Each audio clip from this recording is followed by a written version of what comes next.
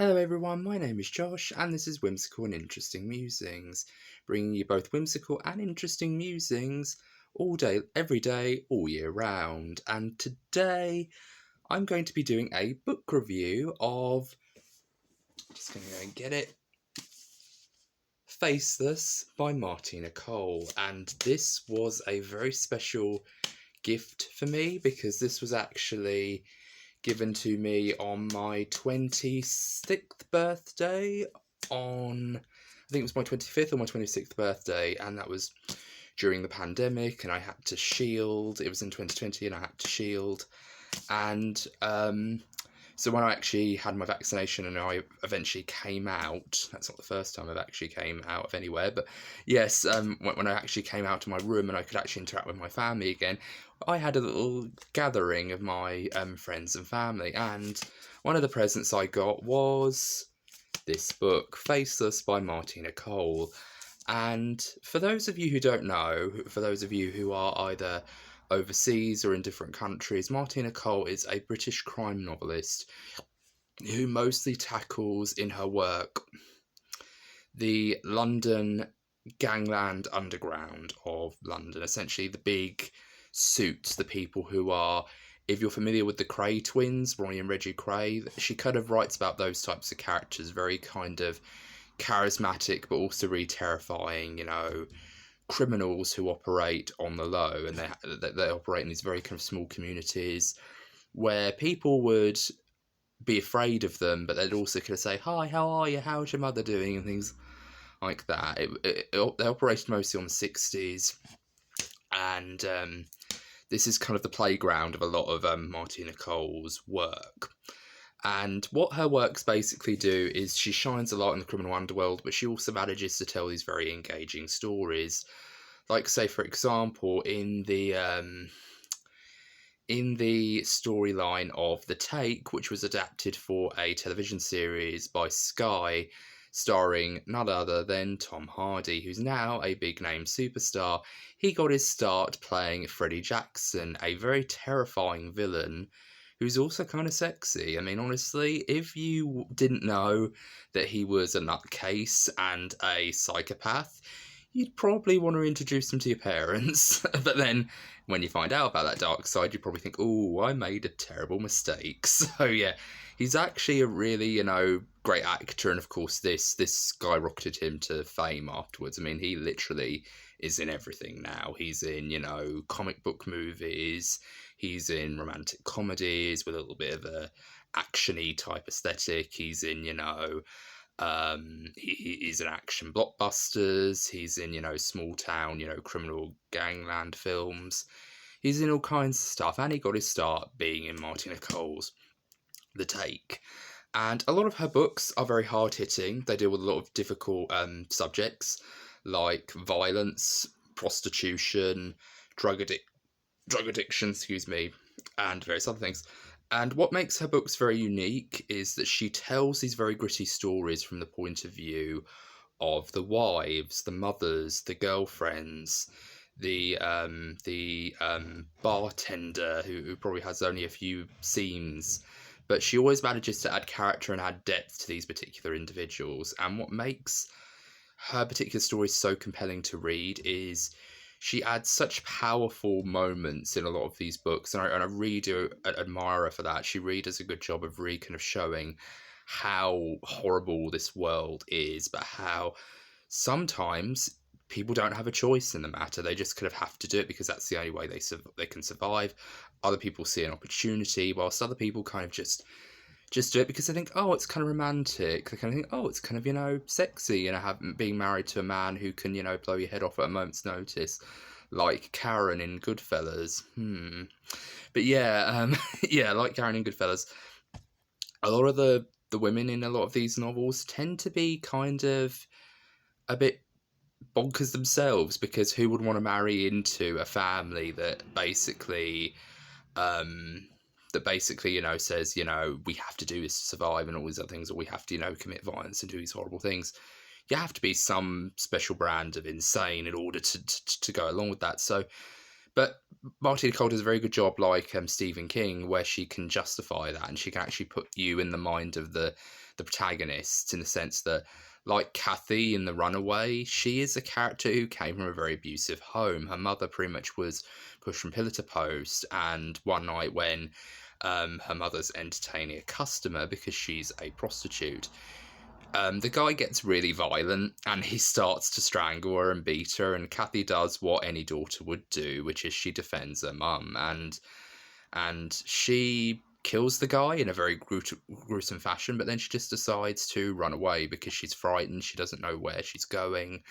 And then she goes up to London and she meets a drag artist by the name of Desiree. And in the television adaptation of that story, he's played by Alan Cummings.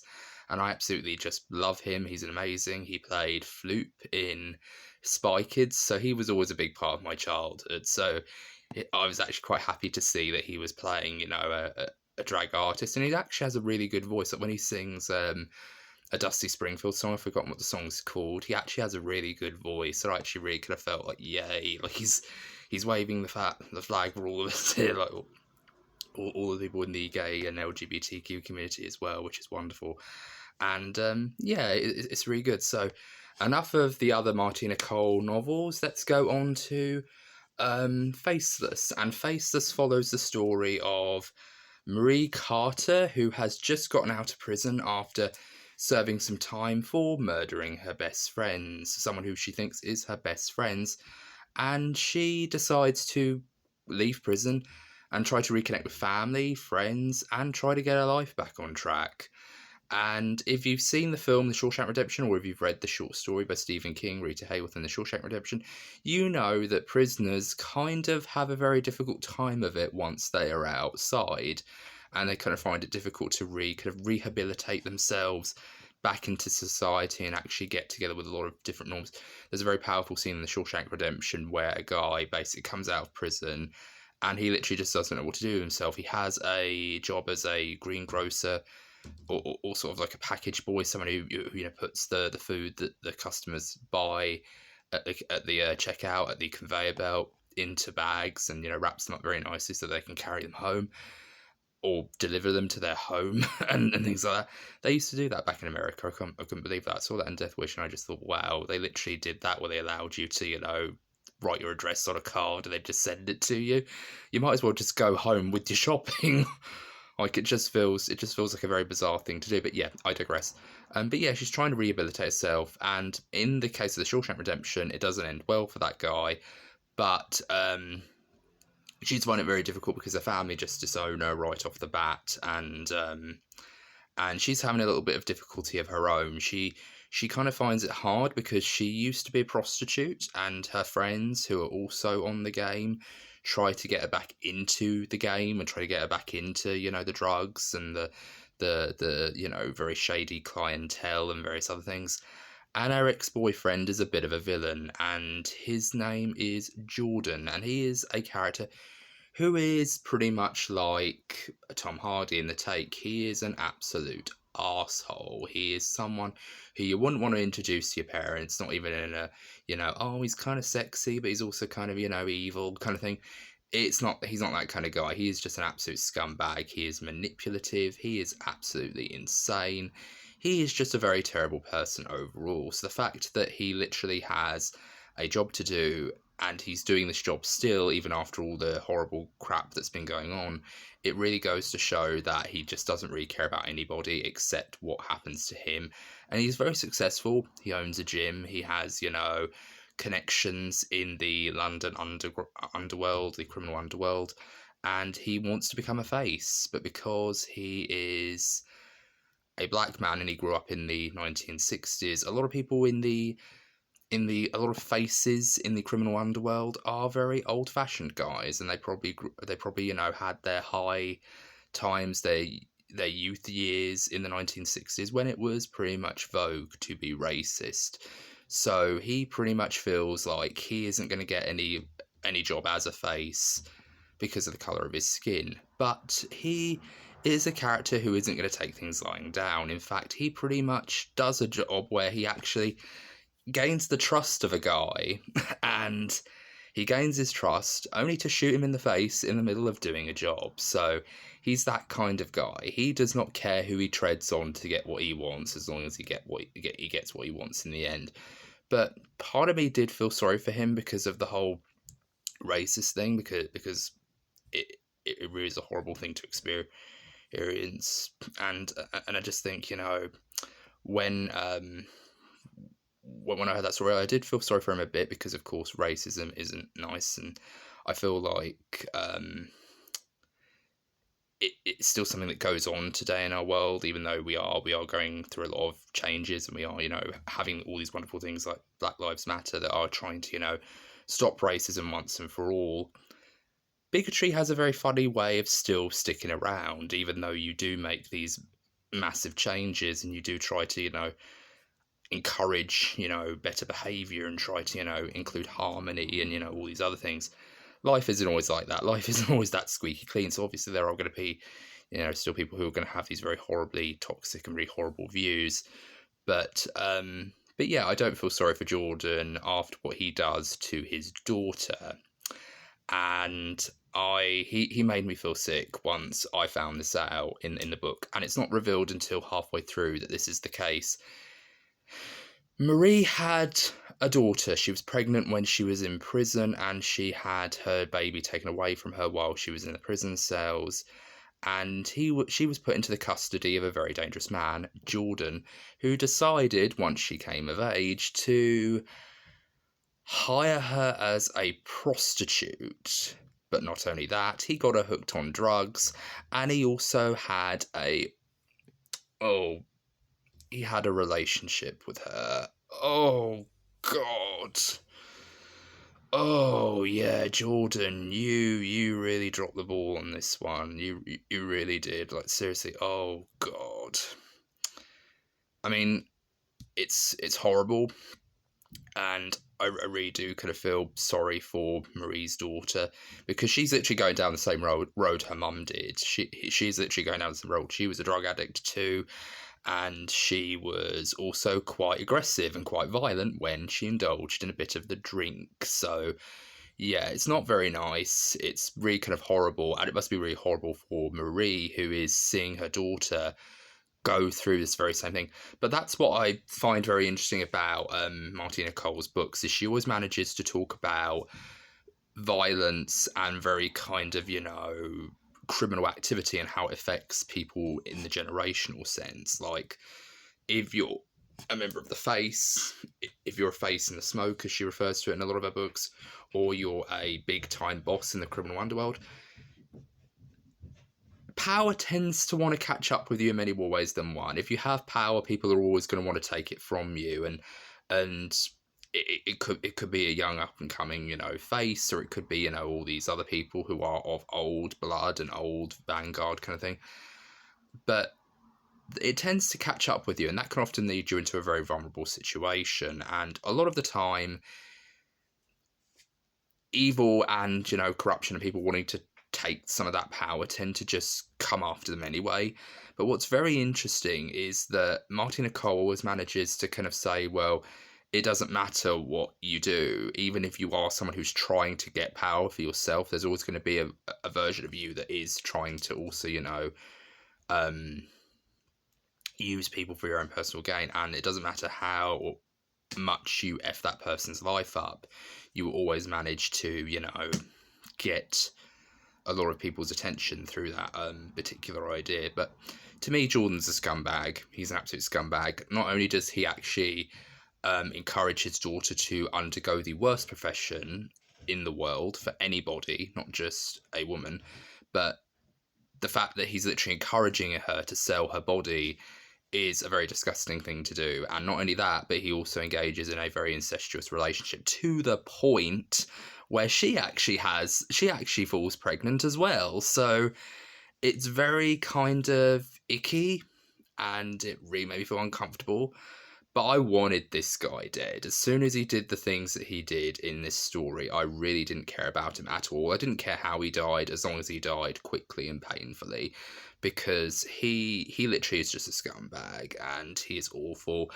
And I literally think he gives Freddie Jackson a run for his money. And Freddie Jackson, an interesting thing, I did a review for Marabou Stalk Nightmares, and in that novel, I made a reference that Francis Bigby from Trainspotting makes an appearance in that novel, and it seems to be the case for Martina Cole, because the name Freddie Jackson is dropped at some point during this book, and I'm not even sure if this was after or before the take, but I do think, yeah, it was actually before the take. So this was in 2001, and the take was in 2005, I want to say. So yeah, it really is interesting. It probably was just a name that she had in her head, and then she just decided to develop it afterwards. So I can't really call the expanded universe thing yet, but I definitely do think that was a great Easter egg. But this entire book is basically about a woman trying to get her life back together, and unlike the Shawshank Redemption, where he gets arrested and it turns out that he was wrongly, falsely accused of committing a crime when in actuality someone else did it, there is no qualms whether there is no question, and there are no qualms about whether or not Marie did it. She actually did it. She committed these murders. She felt awful about it. She knows what she did and how she did it, and she's paid the price, and now she's trying to get her life back together. And I actually find that very brave of Martina Cole to do, because very few authors would do that. Very few authors would kind of stave off the temptation to actually use that as a story beat, because a lot of people would say, oh, the twist is that she didn't do anything wrong and she's perfectly morally sound. But she actually had the balls to kind of say, let's just make her be the one that did it. And I think that's really kind of wonderful. And it really is a fascinating change, and it really could have made me, stick with this book all the more, because it was just so well done. It was just so fantastically put together, and you really do root for all of these characters. All these characters who are in this story are well written and very well drawn. Only the villains you hate, but even then you kind of do have moments at the start before they do their very terrible stuff. You do really have you do have a lot of stuff that says, oh well, I do kind of feel sorry for this character because he's dealing with things like racism or homophobia or something like that. But that doesn't give you the excuse to be a scumbag. Like yeah, that just means you're it makes it even worse, because you're also kind of you're also kind of dealing with racism, but that doesn't necessarily mean that you're a good person for doing terrible things like beating women and getting your biological daughter involved in prostitution and things like that. So to me, I just think I don't feel sorry for you after you've done all these terrible things, but I do feel sorry for you that you do feel like you're being kind of judged on the color of your skin, because the faces and the smoke are kind of judging you because they're old vanguard, and they're kind of they kind of might be racist or something like that. But that doesn't give you an excuse to be an arsehole. And I think that's one of the things I really do think is very important with this book, is just because characters go through hardships does not mean that they're not people who've done terrible things. And just because they've done terrible things doesn't mean they can't change. But Jordan had many opportunities in his life. They even say so in a couple of chapters through other people and through his own perspective, where he had a ton of chances to change. He even deliberately puts on a nice face whenever he goes and sees his nan as well. So you really do kind of see that he is very manipulative. He's very much used to the idea of putting on a face and kind of, pretending to be something that he's not. But who hasn't done that? But he's a special kind of manipulative. He's a special kind of, insane. And it's the same with Freddie Jackson. It's the same with all of Martina Cole's villains. They always have something up their sleeve. They always want someone to pay the price for them, and that's one of the things I really do think is quite interesting about this particular book. And later on, we find out that Marie's daughter had another child who is a boy, and she actually gave him up for adoption because she didn't want him getting involved in the criminal life. She didn't want him to be like his father, who is a total arsehole. So she has him put up for adoption, and he goes into a very well-off family. And Marie tries to gain rights to go see him. and she's actually trying to get him back because there's a lot of conflict between her and the mother of who adopted this child, this boy. And it really just kind of all kicks off, and you can think to yourself, I really hate this woman because she's such a snob, because she really doesn't, she judges her basically as a murderer and as a prostitute. And while she's right to say, yeah, she's a murderer and she's a prostitute, but that doesn't mean she can't change. That doesn't mean she can't change. But with other characters, there are moments where they could have changed, but they just haven't taken it.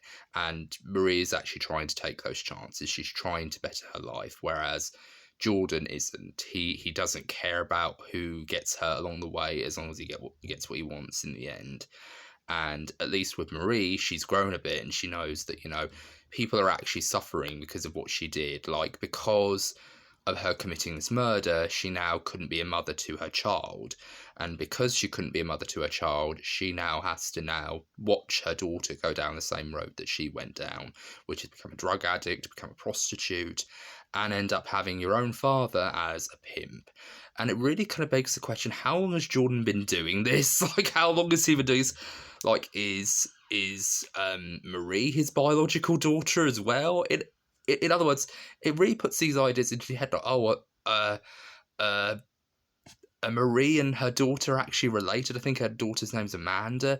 But yeah, is Amanda and Marie actually related by blood as sisters, and they're actually mother and daughter as well? That's messed up if that's the case. Like, my God, how long has Jordan been doing this? But yeah, it's one of those things where I kept thinking to myself, how long has he been doing this? So it really does kind of get your brain working over time. But I think Faceless is a fantastic novel. It's probably one of her less talked about novels, and I really want them to make an adaptation of this. I think it is a fantastic book, and I think if I was to make a television or a film adaptation of this, I would have my I don't know who I'd cast in it, but I do have a very vivid picture of what it would be like if it was made into a film or a TV show. But I do think this particular novel is a fantastic read. It's got great characters. It's well paced as well. And one thing that this particular novel doesn't do, that a lot of her other novels do, is that she tends to time jump a lot. She tends to have a very big 10-year time span between books, because it starts off in one particular time period, say the 60s and the 70s, and then it would jump forward to the present day, or the present day of when the book was written. But in this case, it keeps itself within the present, although the parts of her life that Marie lived through before and after she went to prison are kind of very generously filled in by the people and by Marie herself in her internal monologue. But what's very interesting is that it doesn't have a time jump. We pretty much stay in the present day. We pretty much stay in 2001 as it is. But she still decides to tackle the themes of generational trauma and the idea of, because of the stuff that she did in the past, it's now had a rippling effect where it's affected all the other generations. It's affected her child, it's affected her grandchild, it's affected her parents, because they've had to pick up the pieces and watch horrible things happen to their grandchildren and their great-grandchildren because they've had no leg to stand on. They don't know what to do. They feel helpless. And that's something that really is quite wonderfully portrayed here, despite the fact that there's no time jumps, there's no jumps between all these different decades, and you see the characters age. You do feel a sense of time playing a very big role in this story, despite the fact that we do still stay in 2001 and we don't move throughout the decades like she does with all her other books.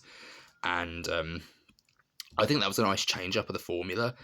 And I think if you're going to start off with a book by Martina Cole, I would highly recommend this one be the one you start off with, because this book is just fantastic. There's so many great moments. And this book, unlike Marabou Stalk Nightmares, is pretty huge. So you will get a lot of good reading time out of this story. So I do think it's really a good read. I got through it in a month. I'm not a really fast reader, but I do think it's an amazing book, and I give it a 5 out of 5 stars. This was actually a gift from my mum, and Mum, if you're watching, I want to really thank you for this gift. This book was such a joy to read. I absolutely loved it, and I look forward to reading more Martina Cole. I'm actually going to look up more Martina Cole books at my local library just so I could get my hands on some more Martina Cole style novels. And if you've seen my quickie reviews, or my quickie videos on YouTube, I have been reading Kimberly Chambers' Queenie, and that's another great book. But it also kind of feels a little bit like Martina Cole in the sense that she kind of focuses a good portion of the book on a period piece where it's set in the 1950s, it's set in the 1940s during the Blitz, but then it goes all the way up to the 1950s and the 1960s. And it's such a great novel. It also feels like a Leslie Pierce novel, where a lot of her books are mostly period pieces, where they do take place either in the 70s or the 60s or the 1800s. And you pretty much just see these characters' lives. And she does a very good job of remaking the stories very down to earth and very relatable, despite the fact that they take place in different time periods. Certain customs don't always change, and certain aspects of life are always going to have, a certain level of complications to things. And I really do like the fact that both Leslie Pierce and Martina Cole and Kimberly Chambers have this thing in common, where they do write these very gritty novels in particular time periods, and they do really kind of have these interesting ideas. The next Martina Cole book that I want to read is called Goodnight Lady, which is about a woman who ran a brothel, and she it pretty much tells the story of her life from her very beginnings as a woman in her 20s, looking for opportunity, looking for influence, and all sorts of other things, but kind of realising that she grew up in a decade where women weren't respected very well, and if you were a woman and you didn't have any money, or if you didn't have any real legs to stand on in regards to finances and family and influence, you were pretty much condemned to the bottom of the pile, which meant prostitution, running a brothel, and all these other things. And we get to hear this story from start to finish, from a very, sad childhood growing up in poverty all the way to her deathbed in an old people's home. We get to see her entire life. So it's kind of like a Titanic-style story from the point of view of Martina Cole, and I absolutely was all over that, and I thought, I really want to read this book, so I'm going to go down to my local library at some point, and I'm going to place a reservation for Goodnight Lady, because that sounds like a very interesting story, and I'd love to read, more Martina Cole novels. I think she's a fantastic author, and she deserves a little bit more recognition, and she definitely has. I mean, her books have become bestsellers for 25 years, so for 25 years we've had bestsellers, and this is the thanks we get. As a famous Martina Cole, as a famous Catherine Tate character would say. But yeah, I personally think this is a fantastic book, and I just love the design of this book as well. I love the glittery, glitzy kind of look to it, and I love the motif of blue using the font for the font of the title, and the blue in the back where it tells you the people who've written the reviews and the author's name.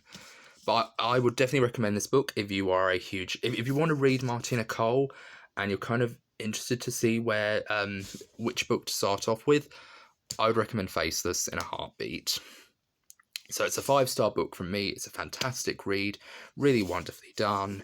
And if you like this video, please give it a like. And if you haven't already, please subscribe, and see you all soon. This has been Josh with Whimsical and Interesting Musings, giving you whimsical and interesting musings every day, all year round. Take care. Bye for now.